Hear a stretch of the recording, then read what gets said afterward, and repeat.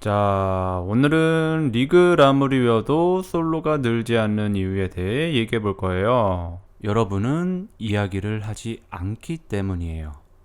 그리고 어떤 방식으로 풀어나가는지를 배울 수 있을 거예요. 방금 이야기한 내용 뭔가 이상하지 않으셨나요? 한 문장씩만 본다면 충분히 말이 되는 문장이지만 이야기 흐름이 연결되지가 않죠. 자, 그럼 다음 문장을 한번 들어볼게요. 자, 오늘은 리그를 아무리 외워도 솔로가 늘지 않는 이유에 대해 얘기해 볼 거예요. 결론부터 이야기하자면 이유는 딱 한 가지예요.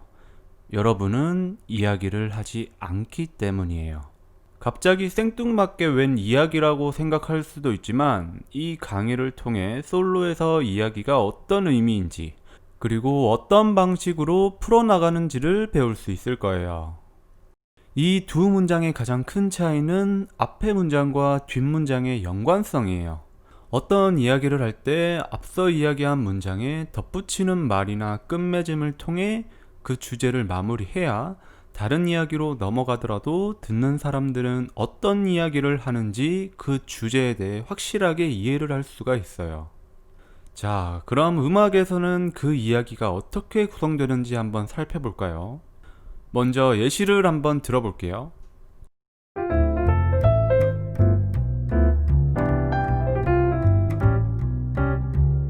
빠른 이해를 위해 극단적인 솔로로 표현을 했어요.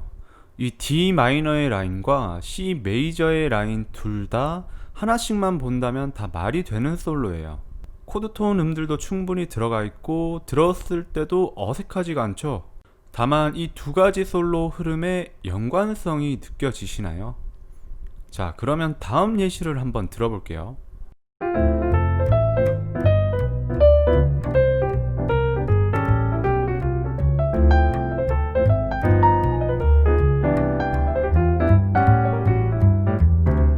첫 번째 솔로와 두 번째 솔로의 차이는 분명해요. 그리고 두 번째 솔로가 첫 번째 솔로보다 어떤 내용의 솔로인지 명확하게 들릴 거예요. 이것도 마찬가지로 연관성의 차이인데요.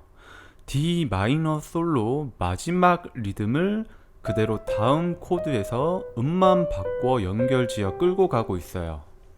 해당 라인을 A7에서 끝맺음을 한 후에 다음 D 마이너에서 새로운 이야기를 위한 솔로를 제시하고 다음 G7에서 비슷하지만 다른 패턴으로 끌고 가요.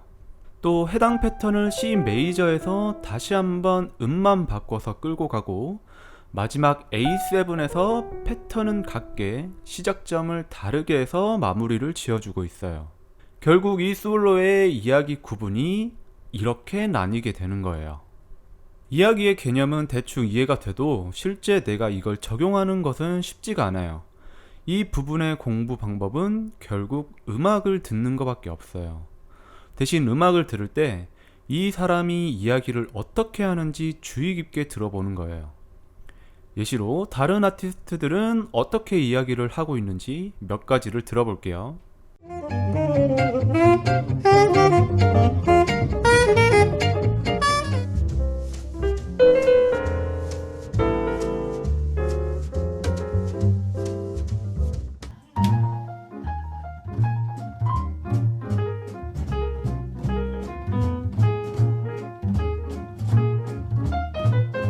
이 외에도 이야기를 하는 방법은 정말 다양한데요. 음을 바꾼다든지 리듬을 바꿔버린다든지 아니면 올라가는 패턴을 내려가는 패턴으로 한다든지 인사이드에서 아웃사이드로 바꿔버리는 방법 등 여러 음악을 들어보고 아티스트들이 어떻게 이야기를 풀어나가는지를 들어보세요. 그리고 가장 중요한 건 내가 가진 솔로 릭에서 어떻게 다양한 이야기로 펼쳐나갈 수 있을지를 연구하고 고민해봐야 합니다.